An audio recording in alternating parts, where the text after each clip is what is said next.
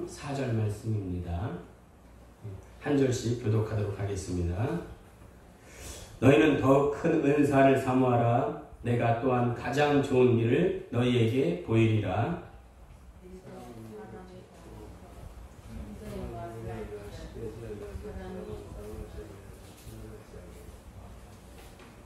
내가 예언하는 능력이 있어 모든 비밀과 모든 지식을 알고 또 산을 옮길 만한 모든 믿음이 있을지라도 사랑이 없으면 내가 아무것도 아니요.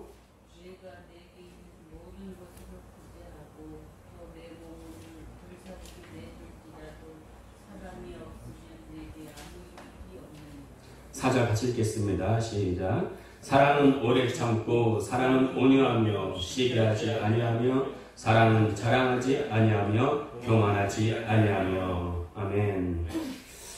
솔리데오 글로리아 무슨 뜻인가요? 몇 번 말씀드렸는데 오직 하나님께 영광이라는 뜻이지요. 음악의 아버지가 바흐이고 음악의 어머니를 핸델이라고 합니다. 근데 바흐가 종교적인 곡을 지을 때는 그 말미에 솔리데오 글로리아 써서 합니다. 솔리데오 글로리아 무슨 뜻이라고요?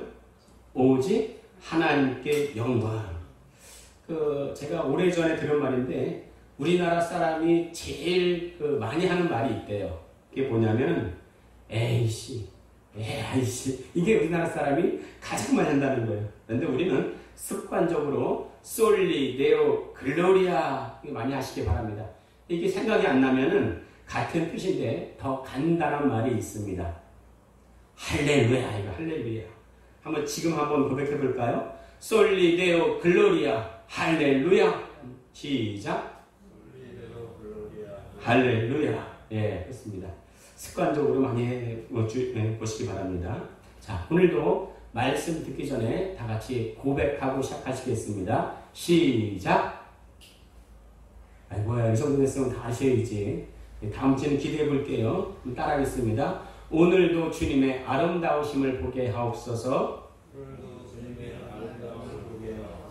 예, 우리 중에는 결혼하신 분도 있고 또 안 하신 분도 있는데 결혼하신 분은 결혼 전에 반드시 하는 게 있습니다. 그게 뭘까요? 예? 고백이요. 사랑의 고백입니다. 고백이라는 게 서로 사랑하면 해도 부족한 게 이게 사랑의 고백이에요. 그런데 사랑이 식으면 고백이 부담스럽습니다. 결혼 전에는 손만 잡으면 가슴이 콩닥콩닥 100만 볼트가 흘렀어요. 그런데 결혼 생활을 오래 하고 한 가족처럼 지내다 보니까 쥐어짜도 5볼트가 안 나오는 것 같아요. 그런데요, 사랑이 있으면 서로 닿기만 해도 찌릿찌릿합니다. 그렇죠? 오늘 말씀 가운데 죄송합니다. 하나님이 특별히 부어주시는 하나님과의 100만 볼트의 사랑으로 넘쳐나시길 우리 주님의 이름으로 축원드립니다. 예, 교회 안에서의 모든 종교적인 행위는요, 하나님 사랑으로 귀결되어져야 됩니다. 왜 죄를 짓지 말아야 됩니까? 그리고 죄를 짓고서는 왜 회개해야 됩니까? 여러분 왜 회개하세요? 왜? 회개하지 않으면 지옥 가니까요. 그것이 무서우니까요. 예, 그렇게라도 회개하면 다행입니다. 그런데 그것은 높은 수준의 신앙생활은 아니에요. 왜 죄를 짓지 말아야 되는가? 그것은 내가 사랑하는 하나님이 싫어하시기 때문에 그렇습니다. 하나님이 싫어하시는 것은 나도 안 하고 하나님이 좋아하는 것을 내가 할 수 있는 이유와 방법이 왜 그러냐? 내가 하나님을 사랑하면 저절로 됩니다. 그것은 별로 노력이 들어가지 않아요. 별로 힘들지가 않습니다. 제 고향은 강원도 철원이에요. 제 집에 앞뒤로 논과 밭과 산이 둘러싸여 있었습니다. 제가 초등학교 때, 그때는 국민학교라고 해서 국민학교. 제가 국민학교 때는 제가 학업을 마치고 집으로 돌아오면 책가방을 다 집에 던져두고 친구들과 함께 밖에 나가서 노는 것이 다반사 일이었습니다. 흙장난을 많이 했어요. 그런데 어린아이의 특징이 있죠. 흙장난을 하고 집에 와서 잘 씻으면 다행인데 잘 안 씻어요. 저도 어릴 때는 잘 씻지 않았던 것 같아요. 흙장난을 하고 안 씻다 보니까 항상 손이 더러웠습니다. 이게 더러울 뿐만 아니라 겨울에는 손이 부르텄어요. 그리고 손등에 피가 나는 일이 참 많이 있었습니다. 어머니가 보다 못해서 정기적으로 수세미로 제 손등을 팍팍 문질러댔어요. 그러니까 피가 나고 아팠죠. 근데 신기한 게도 참 이렇게 또 수세미로 씻으니 또 괜찮아지더라고요. 그게 얼마 안 갑니다. 근데 왜 그래요? 또 흙장난을 하니까 또 손이 부르트고 또 상처가 나기 시작하는 거예요. 자, 이렇게 초등학교 때를 지냈는데 제가 6학년이 되었을 때 더 이상 손이 부르트지 않았어요. 네. 흙장난을 안 했는가? 아니에요. 그때도 했습니다. 그런데 6학년이 되어서 흙장난을 하고 나면 항상 손을 씻었어요. 어떻게 그럴 수 있었는가? 제 옆에 짝꿍이 이쁜 여자가 됐기 때문에 그 아이에게 잘 보이려고 더 친해지고 싶어서 더 이상 흙장난해도 더럽게 하고 다니지 않았습니다. 어머니께서 손 좀 씻어라, 손 좀 씻어라 그럴 때는요, 지겹게만 했습니다. 그런데 제가 이뻐하는, 또 사랑하는, 좋아하는 짝꿍이 생기니까요, 나를 깨끗게 하는 것은 그렇게 별로 어렵지가 않았습니다. 우리의 모든 신앙생활이 그래요. 회개도, 찬양도, 기도도, 우리의 생활도 어디에 바탕을 둬야 되는가? 하나님 사랑에 바탕을 둬야 돼요. 내가 거룩하니 너희도 거룩하라. 아니, 하나님의 거룩하신 것을 알겠어요. 그런데 나도 거룩하라니요. 이것이 어떻게 가능합니까? 아니요. 하나님 사랑하면 가능합니다. 내가 온전한 것이 너희도 온전하라. 아니요. 하나님의 온전하신 것을 알겠는데 나도 온전하라니요. 이것이 어떻게 가능합니까? 내가 하나님을 사랑하면 가능합니다.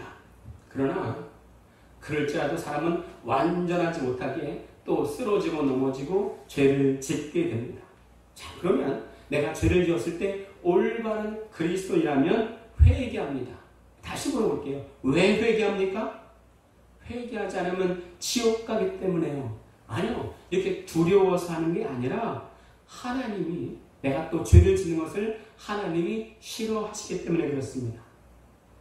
사랑은 서로 한쪽을 바라보는 것이다. 이런 말이 있어요. 하나님의 뜻과 목적에 부합되지 않는 삶을 살았다면 내가 하나님을 사랑하기에 하나님 잘못했습니다. 용서해 주시고 다시금 하나님과 한 방향을 바라보겠습니다. 이렇게 고백하는 것이 바로 회개입니다. 교회 안에서의 모든 신앙적 행위는 어디에 바탕을 둬야 된다고요? 하나님 사랑이에요. 하나님 사랑. 왜 회개합니까? 왜 찬양합니까? 왜 기도합니까? 왜 죄를 짓지 말아야 됩니까? 하나님을 사랑하기에. 그래서 우리가 말씀을 듣기 전에 항상 뭐라고 고백하는 거예요? 오늘도 주님의 아름다우심을 보게 하옵소서 하는 거예요. 아름다움을 보면 사랑할 수가 있습니다. 아름다움을 못 봤는데 사랑한다? 그 거짓말이에요. 어떻게 아름다움을 못 봤는데 사랑할 수가 있습니까? 우리의 모든 신앙 행위가 하나님 사랑의 바탕이 되기를 우리 주 예수 그리스도의 이름으로 축원드립니다. 그런데 아마 속으로 그러실 거예요. 그게 말은 쉽지요. 우리 생활에서 그것이 어떻게 가능합니까? 맞아요. 쉽지는 않습니다. 관성의 법칙이라고 있어요. 자기가 가는 방향으로 계속 가고자 하는 그런 상태, 그런 성질을 관성의 법칙이라고 해요. 그러니까 멈춰있는 것은 계속 멈춰있으려고 그러고 움직이는 것은 계속 움직이려고 하는 성질이 있습니다. 예를 들어서 내가 차 안에 서 있어요. 차 안에 멈춰 있어요. 그런데 갑자기 차가 움직이면 몸이 뒤로 젖혀집니다. 왜 그래요?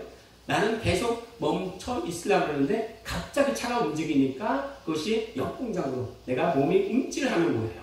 자, 내가 계속 달리기를 하고 있으면 계속 달리기를 하고 있는데 갑자기 멈추려고 하면 내 몸이 앞쪽으로 쓰러지려고 그래요. 왜 그래요? 나는 계속 움직이고 있기 때문에 계속 움직이고 싶은데 갑자기 멈추려고 하니까 어떻게 해요? 그것이 역동작으로 걸려서 내가 앞쪽으로 몸이 쓰러지려고 하는 거예요. 내가 평소에 하던 것을 갑자기 바꾼다는 것은요, 이게 쉽지 않아요. 말처럼 쉽지 않습니다. 그래서 습관을 잘 들여야 돼요. 습관이 뭐예요? 내가 평소에 그것이 내 몸속에 녹아있는 거예요. 그래서 습관을 잘 들어야 됩니다. 우리 한번 그 주보에 누가복음 22장 39절 40절 같이 읽도록 하겠습니다. 누가복음 22장 39절 40절 같이 읽어볼까요? 시작. 예수께서 나가사 습관을 따라 감람산에 가심에 제자들도 따라갔더니 그곳에 이르러 그들에게 이르시되 유혹에 빠지지 않게 기도하라 하시고, 예수님이 습관을 따라 감람산에 가셨답니다. 감람산에 왜 가신 거예요? 기도하러 가신 거, 기도하러. 다시 말하면 예수님은 습관을 따라 기도하신 것입니다. 여러분, 습관되면 전혀 어렵지 않아요. 습관되면 전혀 어렵지 않습니다. 오히려 습관이 되면 하지 않는 게 더 어려워요. 어떤 분은 그런 말을 합니다. 목사님, 제가요 기도할 마음은 있는데 시간이 없어요. 목사님, 기도할 마음은 있는데 태어나면 너무 피곤해요. 목사님, 기도할 마음은 있는데 분위기가 안 돼요. 분위기가. 내 마음은 분명히 하나님께 있습니다. 하나님은 마음의 중심을 보잖아요. 이렇게 말하는 분도 있어요. 그런데 제가 확실히 말하는데요, 평소에 기도하지 않고 말씀 보지 않고 또 설교하는 저를 위해서 기도하지 않으면 말씀을 들을 때 또 예배 드릴 때에 은혜 받지 못할 확률이 99.9%입니다. 어떤 분 그럴 수 있어요. 그래요? 은혜 받지 못해요? 아니, 은혜 받지 못하면 어떡하겠어요? 뭐 사람의 힘으로 하시는 것도 아니고 은혜 받지 못하면 어쩔 수가 없지요. 근데 꼭 기억하시기 바랍니다. 천국은 침노하는 자가 빼앗습니다. 목마른 자가 우물을 찾는 거예요. 은혜는 내 것이 아니라고 생각하게 기도하지 않습니다. 은혜는 내 것이 아니라고 생각하기에 말씀 보지 않습니다. 우리 은혜를 갈망해야 돼요. 은혜 누구의 것입니까? 내 것이죠. 하나님은 내게 은혜를 쏟아 부어 주시길 원하십니다. 은혜는 내 것이라 생각한다면 내가 은혜를 갈망할 것입니다. 제가 결혼을 하고 나서 제가 몸이 더 힘들어졌는데, 왜냐하면 제 아내가 몸이 별로 좋지가 않아요. 그래서 제가 대부분의 집안일을 하는 것 같습니다. 뭐 설거지하고 빨래하고 또 빨래 널고 빨래를 개고 뭐 쓰레기 버리고 또 뭐 음식 버리고 집안 청소하고 뭐 또 밥 짓고 설거지하고 대부분의 일을 제가 하는 것 같아요. 이게 별거 아니라고 생각하는데 때로는 굉장히 귀찮을 때가 있습니다. 때로는 굉장히 귀찮을 때가 있어요.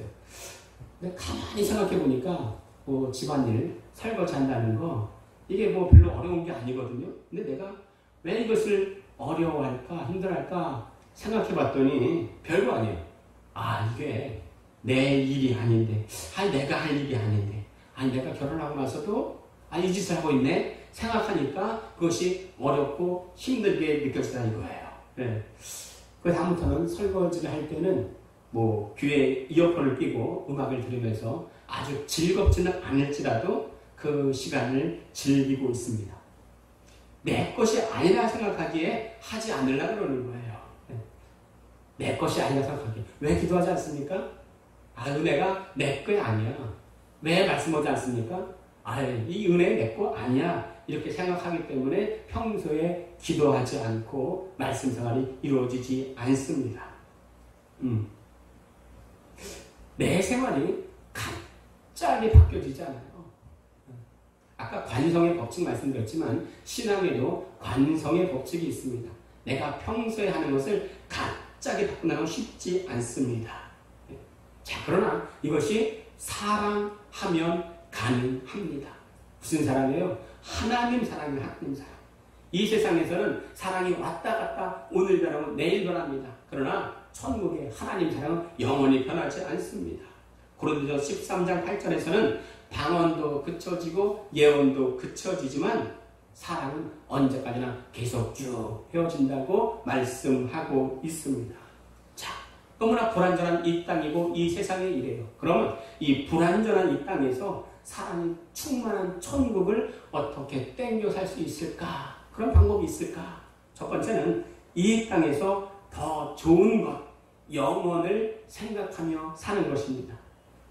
지금도 그런지 모르겠는데 참 신기한 게 여학생들은 그 화장실을 갈 때도 같이 가더라고요. 지금 그런지 모르겠어요. 자, 그렇게 친한 여자 고등학교의 두 친구가 해안가에 놀러 가게 됐습니다. 얼마나 친한지 두 손을 꼭 잡고 모래사장을 거니는데 아니 너무나 이쁜 조개 껍데기가 두 소녀에게 동시에 보였습니다. 본능적으로 두 손을 뻗어서 탁 집었는데 한 소녀가 먼저 집게 됐어요. 못 잡은 소녀가 그렇게 말하는 거예요. 그거 나 줘. 다른 옆에 친구가 어떻게 말을 했을까요? 싫어. 그 순간에 신기한 일이 벌어졌습니다. 함께 손을 잡고 해변가를 걸어왔던 그 두 친구가 뿔뿔이 흩어지고 전혀 모르는 사람처럼 따로 걷게 됐습니다.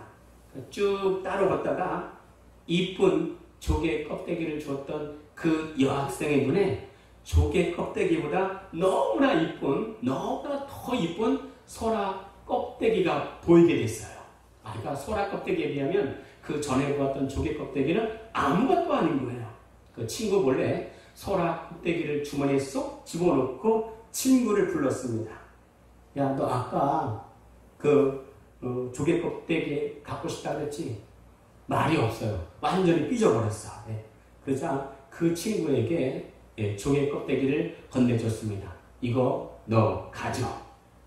그 친구가 너무 좋아하는 거야. 정말 그 껍데기를 전해받고 너무나 좋아하고 언제 그랬냐는 듯 다시 두 손을 잡고 해안가를 거닐게 되었습니다. 두 여고생이 싸웠어요. 해결책은 뭐였습니까?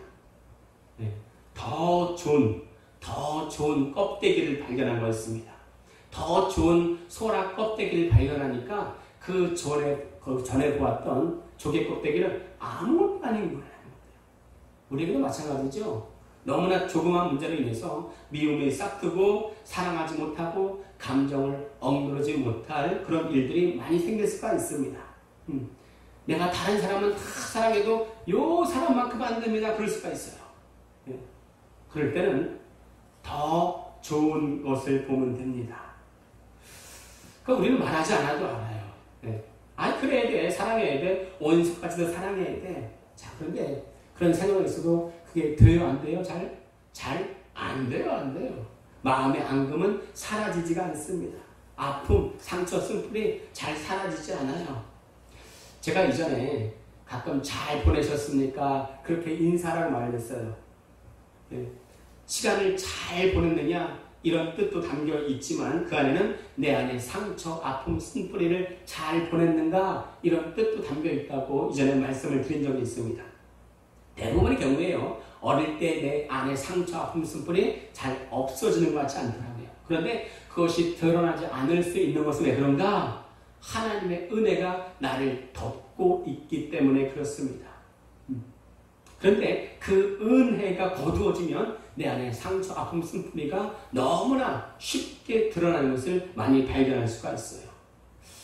제가 이전에 그런 말씀을 드린 적이 있습니다. 누가 좋은 사람입니까? 누가 나쁜 사람입니까? 그런 말씀을 드린 적이 있습니다. 누가 좋은 사람이에요? 누가 좋은 사람입니까?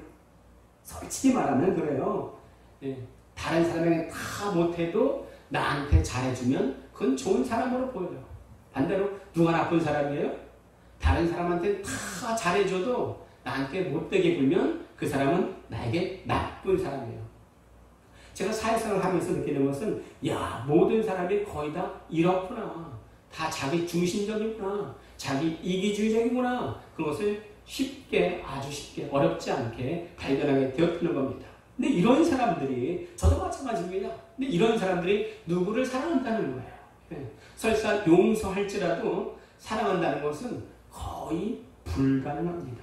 그래서 성경은 이렇게 말씀하시는 거예요. 우리 다 함께 오늘 말씀 고린도전서 12장 31절 읽어보시겠습니다.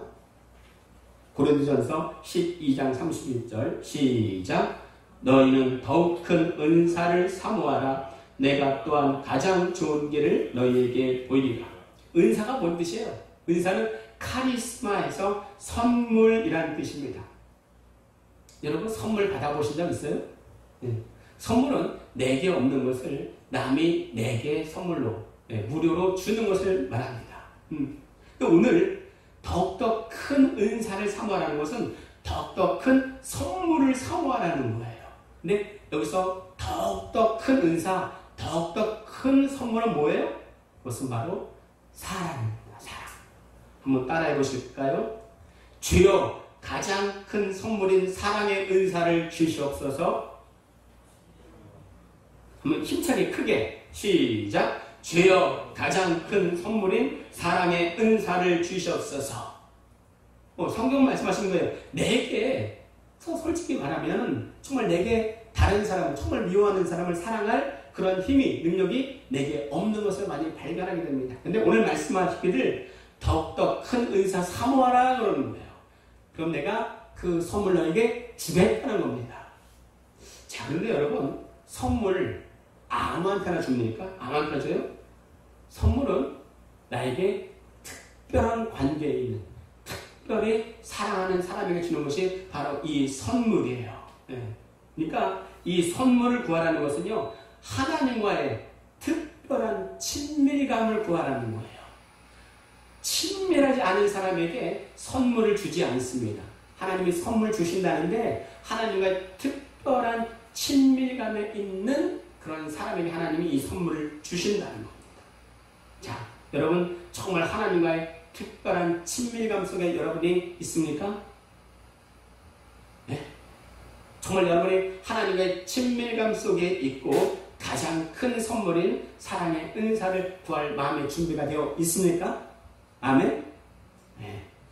제가 이전에 어떤 분에게 이것저것 속상한 이야기를 늘어놓은 적이 있어요. 네. 참 그 사람은 제 속을 팍팍 긁어놓고 제가 불평을 토했습니다.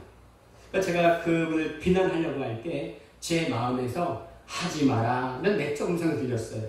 근데 그 사람에 대한 불평, 원망, 비난을 확 쏟아냈습니다. 네? 제가 그 말이 하고 나니까 마음이 시원했을까요? 그렇지 않아요. 가슴이 오히려 더 답답해졌습니다. 괜히 했다. 그것을 하나님이 원하시지 않는 것 같다 하는 생각이 들었습니다. 그리고 주여 용서하여 주시옵소서. 남을 모독하니까 제 마음이 너무 편치 않은 거예요. 당장은 마음이 시원해 보일 줄 몰라도 내 자신이 독을 마시는 것과 같았습니다. 독 마시고 후회하는 거 참 일어나는 거 아니겠습니까?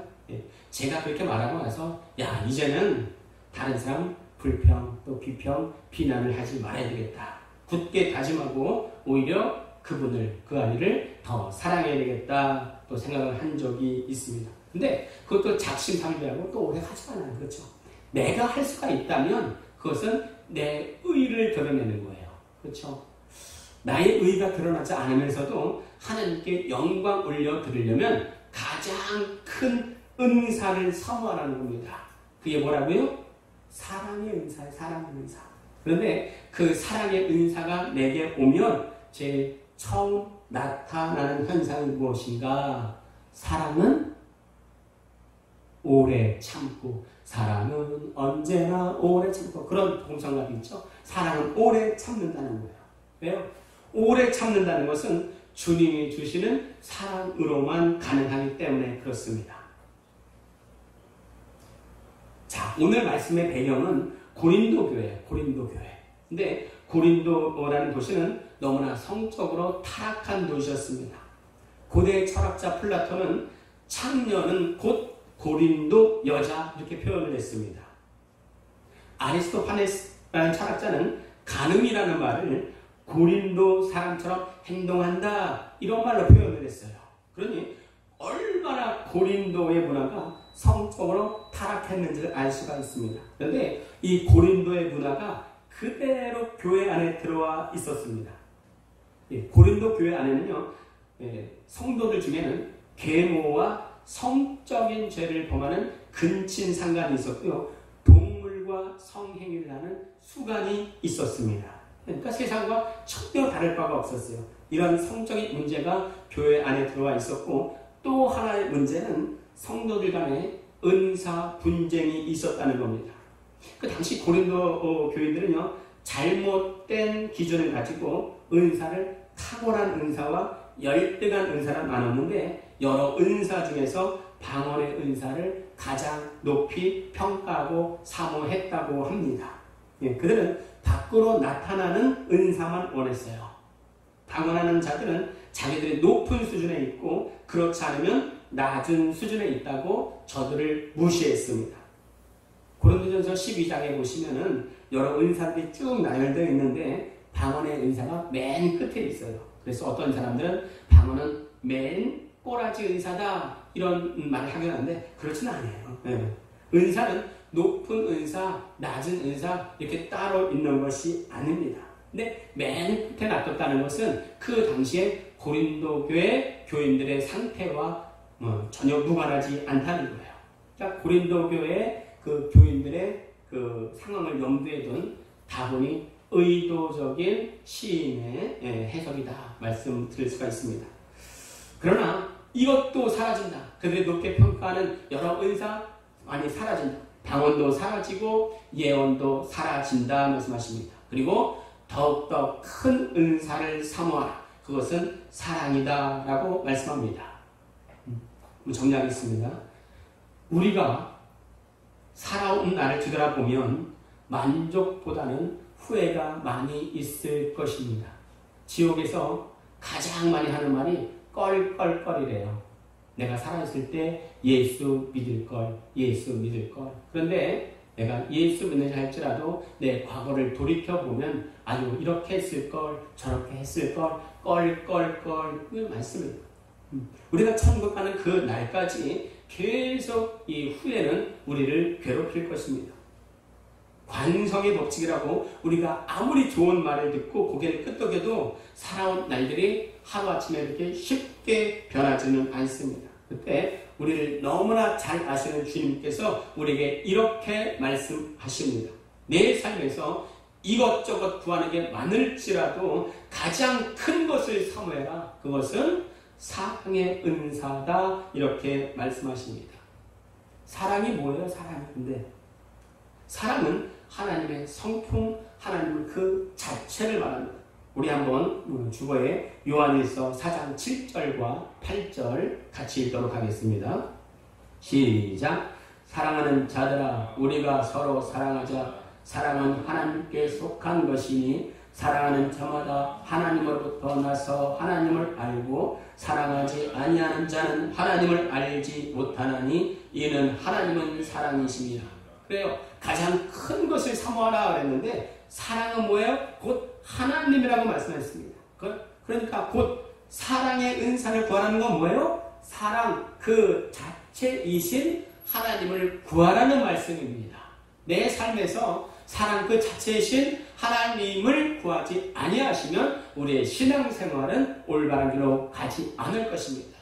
우리 삶 속에서 구해야 할 것이 너무나 많이 있는데 그 중에서 가장 기본적인 거예요. 사랑 그 자체이신 하나님을 구하라는 거예요.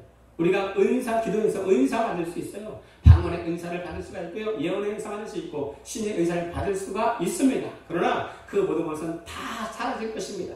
오늘 말씀하시기는 그것보다 더 큰 은사를 사모해라 말씀하시는데 가만히 보니 그 은사는 바로 사랑 그 자체이신 하나님을 구하라는 말씀이에요. 우리 삶에서 내 삶에서 하나님 자체를 구하지 않았다면 정말 우리 일주일간에 하나님 정말 주님을 더 구합니다. 하나님을 더 알게 하여 주시옵소서 구하는 우리 모두가 다 되어지기를 기원합니다. 우리 다시 한번 이 말씀을 기억하시면서 요한일서 4장 7절 8절 다시 읽어보겠습니다. 시작. 사랑하는 자들아 우리가 서로 사랑하자. 사랑은 하나님께 속한 것이니 사랑하는 자마다 하나님으로부터 나서 하나님을 알고 사랑하지 아니하는 자는 하나님을 알지 못하나니 이는 하나님은 사랑하시니라. 그렇습니다. 내게 가장 큰 은사인 사랑의 은사를 주시옵소서. 우리 한 주간 또 고백하는 우리 모두가 다 되어지기를 바라겠습니다.